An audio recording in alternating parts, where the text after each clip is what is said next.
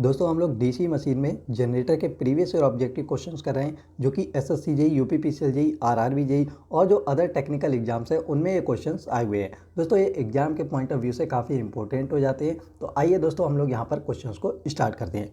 दोस्तों यहाँ पे हमारा पहला क्वेश्चन है, a 220 volt DC generator supply 4 kilowatt at a terminal voltage of 220 volt. तो एक हमारा डीसी जनरेटर है जो कि पावर को सप्लाई कर रहा है 4 किलोवाट को, और जो हमारा टर्मिनल वोल्टेज है वो है यहाँ पर 220 वोल्ट। अब देखिए द आर्मेचर रेजिस्टेंस इज 0.4 ओम। तो जो आर्मेचर रेजिस्टेंस है वो यहाँ पर 0.4 ओम है if the machine is now operated as a motor. अब इस मशीन को या इस जनरेटर को हम अगर मोटर की तरह एक ऑपरेट करते हैं at the same terminal voltage with the same armature current, उसी हमारा जो टर्मिनल वोल्टेज है उसी टर्मिनल वोल्टेज पर, उसी वोल्टेज पर, और जो हमारी आर्मेचर करंट है उसी आर्मेचर करंट पर हम इसको ऑपरेट करते हैं एक मोटर की तरह। Calculate the ratio of generator speed to motor speed. तो हमें जो एक रेशियो निकालना है वो हमें जनरेटर स्पीड और मोटर स्पीड का रेशियो निकालना है। Assume that the flux per pole ratio is made to increase by 15% as the operation is change over from generator to motor. तो अब जब हमने इसको मोटर की तरह जब हमने इसको ऑपरेट किया तो जो हमारा फ्लक्स था वो 15% यहाँ पर बढ़ गया। देखिए हमें गिवन क्या है, टर्मिनल वोल्टेज गिवन है, पावर हमें गिवन है और आर्मेचर रेजिस्टेंस गिवन है। तो जो हमारा जनरेटर के केस में था तो उस टाइम हमने फ्लक्स माना है फाई है। अब जब 15% हमारा मोटर के केस में जब हमारा बढ़ गया फ्लक्स तो हमने इसको मान लिया phi two is equal to 1.155। अब देखिए जो हमारी पावर है वहाँ से हम लोग आई ए की वैल्यू निकाल सकते हैं, या कह सकते हैं हम लोग आई एल की भी वैल्यू यहाँ पे निकाल सकते हैं। अब देखिए जो हमारी आई ए की वैल्यू निकल के आएगी वो आएगी 200/11 एम्पियर। तो जनरेटर के केस में जो हमारी इक्वेशन होती है वो होती है E G is equal to V plus I A R A. अब इसकी जब हम वैल्यू रखेंगे तो हमारी निकल के आएगी वैल्यू 227.27 वोल्ट। मोटर के केस में जो हमारी इक्वेशन होती है दोस्तों B is equal to E M plus I A R A. अब जब हम इसकी वैल्यू रखेंगे तो ये वैल्यू निकल के आएगी 212.73। अब दोस्तों जैसा कि आप लोग जानते हैं कि जो ई जी हमारा होता है वो इक्वल होता है 5P/ZN/60A। तो यहाँ से आप जो देख रहे हैं स्पीड N वो हमारी ई जी के डायरेक्टली प्रोपोर्शनल है और फाई के इन्वर्सली प्रोपोर्शनल है। तो हम यहाँ पे लिख सकते हैं NG/NM is equal to E G upon E M into phi M upon phi G. तो अब यहाँ पर हम ई जी की वैल्यू रखी और यहाँ पर ई एम की वैल्यू रखने पर फाई एम की वैल्यू और यहाँ पर हमने रखी फाई जी की वैल्यू। तो इसे जब हम सॉल्व करेंगे तो हमारी वैल्यू निकल के आएगी 1.229। तो दोस्तों यहाँ पे जो हमारा ऑप्शन बी है वो करेक्ट हो जाएगा। चलिए नेक्स्ट क्वेश्चन है, for simplex lap bound generator. हमारा जो जनरेटर है उसमें जो हमारी वाइंडिंग यूज़ की गई है वो लैप बाइंड यूज़ की गई है, लैप बाइंडिंग हमारी यूज़ की गई है। ईएमएफ जनरेटेड पर पाथ इज गिवन बाई। तो हमसे ईएमएफ जो जनरेट होता है पर पाथ वो हमसे पूछा है। अब देखिए generated EMF in DC generator जो हमारा होता है वो easy is equal to 5P/ZN/60A। जहाँ पे जो फ्लक्स है वो होता है फाई जो है वो यहाँ पर होता है फ्लक्स पर पोल, जेड यहाँ पर है कंडक्टर और एन जो है वो है हमारा आर्मेचर रोटेशन। अब लैप बाइंडिंग के केस में जो हमारा नंबर ऑफ पैरेलल पाथ होते हैं वो हमारे पोल के इक्वल होते हैं, या कह सकते हैं ए इज इक्वल टू पी। तो देखिए यहाँ पे जब हम यहाँ पर p की वैल्यू a रखेंगे या फिर a की वैल्यू p रखेंगे तो यहाँ से ये कैंसिल हो जाएगा, तो बचेगा हमारा सिर्फ और सिर्फ 5ZN/60। तो यहाँ पे हमारा जो ऑप्शन डी है वो करेक्ट हो जाएगा। चलिए नेक्स्ट क्वेश्चन है, in case of DC generator for the improving the armature reaction the brushes are. DC generator में in case of DC generator for improving the armature reaction the brushes are. तो armature reaction को improve करने के लिए DC generator में जो हमारे brushes होते हैं उनको दोस्तों हम क्या करते हैं, give in forward lead in the direction of rotation of the armature. तो देखिए जो आर्मेचर रिएक्शन है उसकी वजह से जो हमारी एमएमएफ होती है, एमएनए होती है, एमएनए जो हमारी एमएनए होती है वो हमारी डीसी जनरेटर की जो डायरेक्शन होती है उसी डायरेक्शन में मूव कर जाती है, यानी कि फॉरवर्ड डायरेक्शन में। तो in case of DC generator for improving the armature reaction the brushes are given forward lead in the direction of rotation of the armature. तो जनरेटर के केस में जो हमारी एमएनए जो शिफ्ट होती है वो हमारी रोटेशन के डायरेक्शन में सेम जो है मूव होती है, but in case of motor MNA is move in the opposite direction of rotation. कब? जब हमारा मोटर का केस होता है। तो यहाँ पे हमारा डीसी जनरेटर का केस पूछा है, तो यहाँ पर जो given forward lead in the direction of rotation. In a DC machine for the same value of flux, DC machine में एक सेम वैल्यू के फ्लक्स के लिए और Z and N, which one of the following statement is correct? Armature EMF is more with wave winding than with lap winding. तो ये जो हमारा डीसी मशीन में जो हमारी दो तरह की वाइंडिंग होती है, एक होती है लैप वाइंडिंग और एक होती है वेव वाइंडिंग। तो इन्होंने यहाँ पे ये कहा है कि जो हमारा डीसी मशीन में अगर हम फ्लक्स को, Z को और N को अगर हम सेम रखते हैं या फिर सेम लेते हैं, तो हमारा जो EMF है वो किस में ज़्यादा जनरेट होगा? तो दोस्तों ये जो आर्मेचर EMF होता है वो हमारा ज़्यादा होता है, जो हमारा वेव वाइंडिंग होती है उसमें हमारा EMF ज़्यादा जनरेट होता है as a compare to lap winding. Lap winding में क्यों होता है? देखिए लैप वाइंडिंग में हमारा EMF जनरेट कम क्यों होता है? देखिए the number of parallel path is equal to pole. तो जो नंबर ऑफ पैरेलल पाथ हैं वो पोल के इक्वल होते हैं। तो यहाँ पे देखिए जो पोल हैं वो यहाँ पे हम कह सकते हैं कि ज़्यादा है, pole is more, so number of parallel path is also more, then EG is decreases, current distribution is also more. तो EG जो है वो यहाँ पर हमारा कम हो जाएगा क्योंकि नंबर ऑफ पैरेलल पाथ्स जो हैं वो यहाँ पर ज़्यादा हैं। तो ये बाइंडिंग हमारी किसके लिए अप्लाई हो जाएगी? लो वोल्टेज हाई करंट के लिए। अब वेव बाइंडिंग में देखिए, वेव बाइंडिंग में क्या है? नंबर ऑफ पैरेलल पाथ हमारे दो हैं, सिर्फ और सिर्फ दो हैं यहाँ पर। Current distribution is less as compare to lap winding. So अब यहाँ पर A की वैल्यू यहाँ पर कम है तो EG हमारा ज़्यादा हो जाएगा।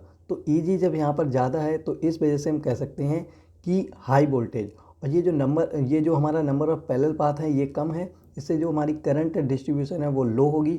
तो इससे क्या होगा कि हाई वैल्यू और लो करंट के लिए हम इस वेव वाइंडिंग को अप्लाई करेंगे। और यहाँ पर जो हमारा EMF जो है वो जनरेट किस में ज़्यादा हो रहा है? वो वेव बाइंडिंग में हो रहा है।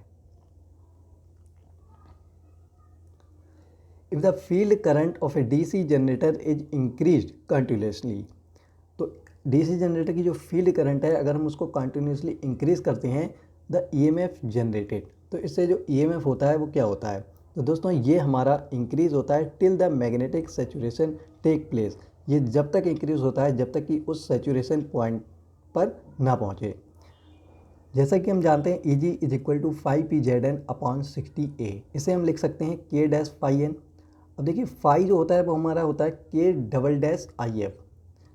अब जब हम यहाँ पर लिखेंगे फाई की वैल्यू जब यहाँ पे लगाएंगे तो ये आ जाएगा K"IFN। इसके लिए हमने जो है कांस्टेंट के लिए हमने यहाँ पर K से डिनोट कर दिया है IF इंटू N। तो EG जो है वो हमारी डायरेक्टली प्रोपोर्शनल है फील्ड करंट के। तो ये क्या हो रहा है? Increases linearly up to saturation point. Next question है दोस्तों, in a lap bounded DC generator if the number of poles is increased by a factor of 2 then the generated EMF will. In lap bounded DC generator, हमारा DC generator है उसमें जो winding की गई है वो लैप वाइंडिंग की गई है। If the number of poles is increase by a factor of 2। अब हम क्या करें कि जो हमारे पोल हैं उनको हम इंक्रीज़ कर देते हैं, दोगुना पोल कर देते हैं, कहने का मतलब है तब हमारा जो EMF जनरेट होगा वो पहले की तुलना में क्या होगा? देखिए ये जो है ये एक गलत यहाँ पर है, ठीक है, लेकिन फिर भी हम देखते हैं कुछ हो सकता है कि कुछ जो है लोग इस तरह से भी इसको सॉल्व कर सकते हैं, लेकिन ये गलत है। देखिए P1 is equal to P और P2 is equal to 2P, ये तो हमें क्वेश्चन में ही बताया है। तो EG जो होता है वो हमारा क्या होता है 5PZN अपॉन 60A। E जो है वो हमारा डायरेक्टली प्रोपोर्शनल है पोल के यानी कि P के। तो E2 upon E1 is equal to P2 upon P1। तो P2 जो है वो हमारा बोला ही है कि दोगुना हम पोल कर देते हैं तो 2P अपॉन P, P से P कैंसिल हो गया तो E2 is equal to 2E1। तो जो हमारा जनरेटेड EMF है वो यहाँ से दिख रहा है कि ये पहले का दोगुना है, लेकिन यह जो है वो गलत है। अब देखते हैं ये क्यों गलत है। देखिए जो लैप वाइंडिंग है उसमें जो हमारे नंबर ऑफ पैरेलल पाथ होते हैं वो A is equal to P यानी कि पोल के इक्वल होते हैं। तो जितने हम जो है पोल बढ़ाएंगे उतने ही हमारे जो नंबर ऑफ पैरेलल पाथ हैं वो बढ़ जाएंगे। तो अगर हम पहले की बात करें तो EG1 is equal to 5PZN/60A। तो अगर हमारा A बराबर P है तो यहाँ से ये कैंसिल हो जाएगा, तो बचेगा 5ZN/60A। नेक्स्ट हम क्या करते हैं, पोल को इंक्रीज़ कर देते हैं 2 गुना, तो EG is equal to 5/2PZN/60। अब A बराबर P होता है तो ये जो A है वो भी हमारा 2P हो जाएगा, तो 2P से 2P यहाँ पे कैंसिल हो जाएगा, तो बचेगा 5ZN/60। तो देखिए यहाँ पे क्या हो रहा है कि ये जो हमारा EG जो जनरेटेड EMF है वो पहले के जितना ही है, यानी कि सेम है, तो रिमेन सेम। चलिए नेक्स्ट क्वेश्चन है, if the speed of A DC machine is doubled. जब हम एक DC मशीन की जो स्पीड है उसको हम डबल कर देते हैं and a flux remain constant, और फ्लक्स को हमने कर दिया है कांस्टेंट, तो हमारा जो जनरेटेड EMF होगा तो दोस्तों ये हो जाएगा डबल। क्यों? क्योंकि हम लोग जानते हैं जैसा कि EG जो है वो हमारा डायरेक्टली प्रोपोर्शनल है N के, तो इसको हम लिख सकते हैं EG2/EG1 is equal to N2/N1। तो यहाँ से हमारा N से N कैंसिल हो जाएगा, तो ये जो है वो दोगुना आ जाएगा पहले की तुलना में, EG2 is equal to 2E1। तो यहाँ पे हमारा ऑप्शन बी करेक्ट हो जाएगा। The armature resistance of a 6 pole lap wound DC machine is 0.05। एक DC मशीन है जिसमें जो बाइंडिंग की गई है वो लैप बाइंडिंग की गई है, और उसका जो आर्मेचर रेजिस्टेंस है वो 0.05 ओम है। If the armature is rewound as a wave winding. अब इस जो हमारी बाइंडिंग है इसको हम लोग रीबाउंड कर देते हैं वेव बाइंडिंग में। What is the armature resistance, तब हमारा आर्मेचर रेजिस्टेंस क्या होगा। देखिए यहाँ पर गिवन क्या है, हमें आर्मेचर रेजिस्टेंस गिवन है लैप वाइंडिंग का, और जो हमें पोल दे रखे हैं वो 6 पोल दे रखे हैं, और हमसे पूछा है जो आर्मेचर रेजिस्टेंस होगा वेव बाइंडिंग का वो कितना होगा। मेथड 1 और मेथड 2, इसे हम दो तरीके से कर सकते हैं। तो पहला मेथड हम देखते हैं, द रिलेशन बिटवीन RA और नंबर ऑफ पैरेलल पाथ। तो RA और नंबर ऑफ पैरेलल पाथ में जो रिलेशन होता है वो हमारा होता है ये स्क्वायर में होता है, ठीक है। तो RAW/RAL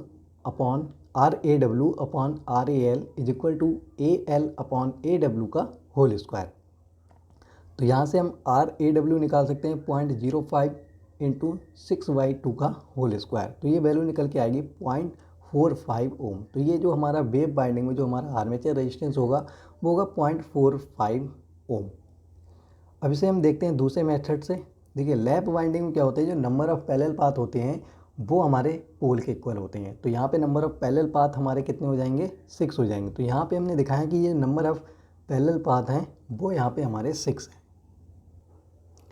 तो देखिए यहाँ पे जो नंबर ऑफ पैरेलल पाथ हैं वो यहाँ पर 6 हैं, और जिसमें जो वैल्यू है रेजिस्टेंस की वो हमारी हमने जो है R मान ली है, ठीक है।